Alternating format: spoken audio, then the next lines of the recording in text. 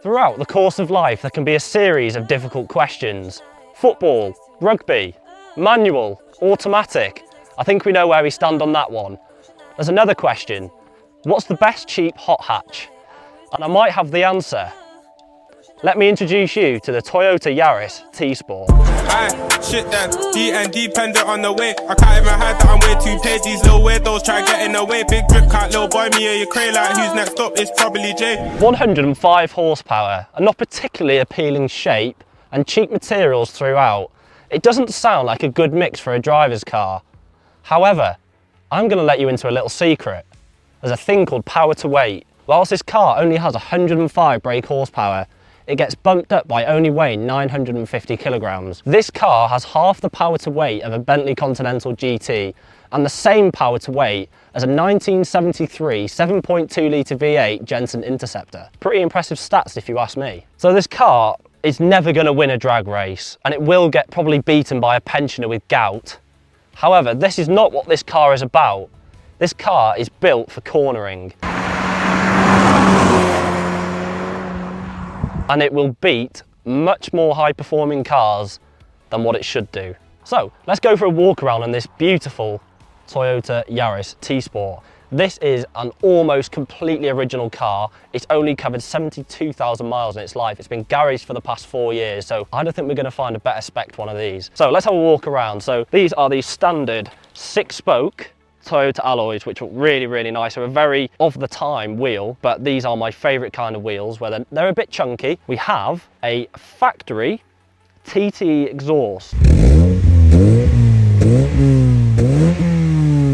Now TTE stands for Toyota Team Europe, and they, at the time of this car being built, were the people who did all the World Rally Championship for Toyota. And they also did the turbo cheat that got them disqualified from the World Rally Championship. But anyway, I digress. We have no rust on this car whatsoever. These cars are getting on a bit. They're over 20 years old now, so you can just find bits of scabbiness and the arches, but this car is rot-free. There is not a speck of rust anywhere. So the only non-factory modification to this car is the teen lowering springs. They're slightly stiffer, and I think it needs it. I think from standard these were very, very soft, so a bit of stiffer definitely helps with stability and cornering. And if you're going to do anything, you need to make this car even better at cornering. And we're now going to go underneath the bonnet. We have the 1.5 VVTi unit, which is sweet as a nut. Really, really nice revvy engine, which is definitely a plus point with this car. If it has a boring engine, it's not very nice to drive, but with something that you can rev out and it's got good available power throughout the power band. The owner has painted the engine cover in a very nice deep red, which obviously suits the red exterior of the car. But under here, completely original. We have the standard airbox. There is nothing else to see under here. This is just the standard 1.5 VVTi engine. I think we should go and do some driving. Well, let's get that sunroof closed, which is a very nice feature. Right, Yaris T Sport. We have a really, really revvy 1.5 VVTi engine with a really short ratio 5-speed gearbox, which is absolutely brilliant. It's an absolute pleasure to drive.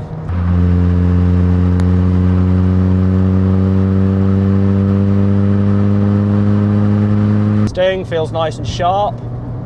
Not too much body roll, there is a little bit, but sort of what you expect for a car like this.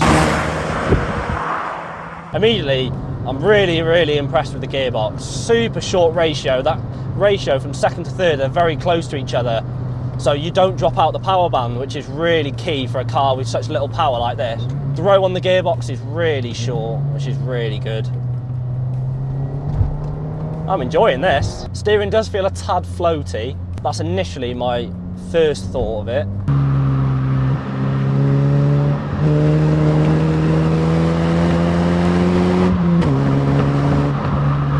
Seats are very comfy, but you don't have a lot of feeling through them. That's one thing, but that's just me being picky. But I think we should talk about how much these cars cost. Now, you can pick up a relatively high mileage version of one of these for around 1,500 quid, which is an absolute bargain for what you can get.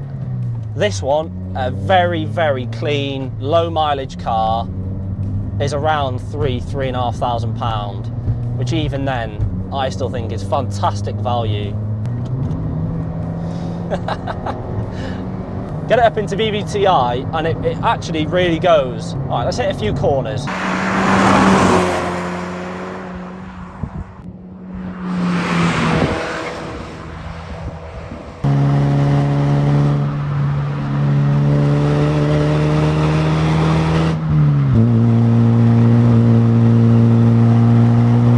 So this car, as we mentioned, is fitted with the TTE back box, which is a factory option. And it is the perfect amount of loud, but refinement. It's not drony. You just hear the tones of it as you're dawdling along. When you give it some, you really can hear it. It's a really nice sound. Once you get it in that power band, it really does go. And this is where the power to weight comes into it. Because it only weighs 950 kilograms. It flies only with 100 horsepower. This is great fun. This is my kind of car. Front wheel drive, hot hatch. You don't need much more car than this to have fun. You can have fun in low powered cars. You don't have to have a 600 brake horsepower rear wheel drive car to have fun. You can have fun in cars like this. You can have equal amounts of fun on a road like this in a car like this. And more people need to realise that. As you can expect from a budget Toyota from the early 2000s, it's not exactly a Mercedes S-Class in here. Cheap plastics, literally everywhere. I don't really know what else you'd expect from a car like this, but the only benefit is they don't weigh anything and it keeps the weight of the car down. Yes, it would be nicer to have some maybe soft touch or a few nicer materials. It is what it is. You can't expect, especially for the value of these cars. They were around £11,000 when they came out. They were an absolute steal back then, and they're an even bigger steal now. But this car has so much storage, you will never run out of storage ever. You have storage under here, storage in there, storage in there, storage in there, storage in there. I don't have a pull-out tray underneath me. Storage in there, door bins, door bins, door bins down there, door bins down there. You're never going to run out of storage. And the back seats are on a slider, so if you've got nobody in the back, you can have a bigger boot. Like, cool stuff like that. You don't get that on new cars now, well, especially not for cars within these budgets. Sunroof as well. So you have a tilt or you have a slide. That is slide. Hello there. And we have tilt. Look at that.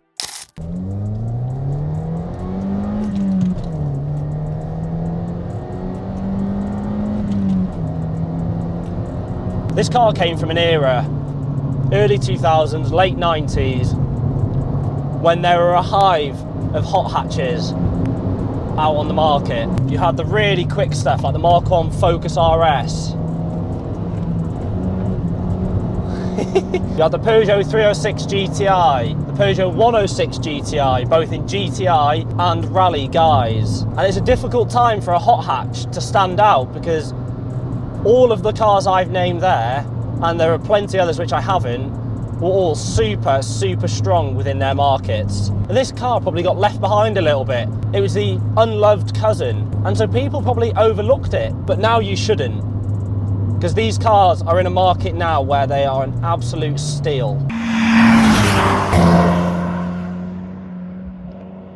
For a completely standard airbox, it does have some quite nice induction noises, which is definitely a welcomed addition, and you've got that beautiful exhaust. You can get upgraded exhaust on cars now, but they're just never that loud. They're never as loud as you'd like them to be because of regulations and emissions. But this was at a time just before all that sort of stuff went crazy and you couldn't allow loud exhaust, and the driver's car got a little bit strangled. The point of this car is not that you're going to be beating cars with 5 times the horsepower, but you'll give them a good run for their money on a few twisty B roads.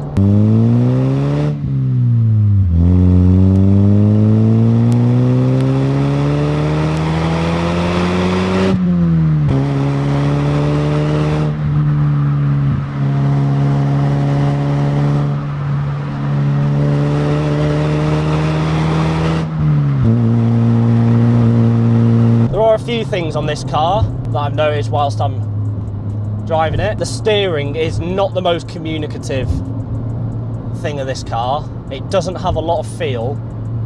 So you don't know 100% what the car's going to do all the time, which is a slight downside. It's not really bad, but it's definitely not Renault Clio RS levels of feel through the steering wheel. What else do you really expect? These cars were the bottom level of hot hatch. They were cheap, fun, alternative cars.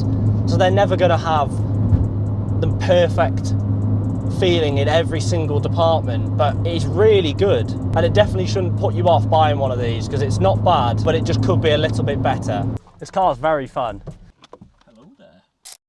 The Yaris T Sport, what do I think? This is the best value hot hatch you can buy. The fact that you can buy one of these for as little as £1,500 is crazy, and the amount of fun you can have, because it's got all the right bits. 100 horsepower, 950 kilograms, but I think the deciding factor on what makes this car so much fun is the close ratio gearbox, which makes it feel a hell of a lot faster than it should do. And it handles well, and for that money, you can't complain about anything else. Obviously, this is a very, very nice example of one, so it is quite a bit more expensive than 1,500 quid, but even then, it's still a really affordable car if you want to get yourself into a hot hatch and something to enjoy on a weekend. It gets Sven's seal of approval, I think.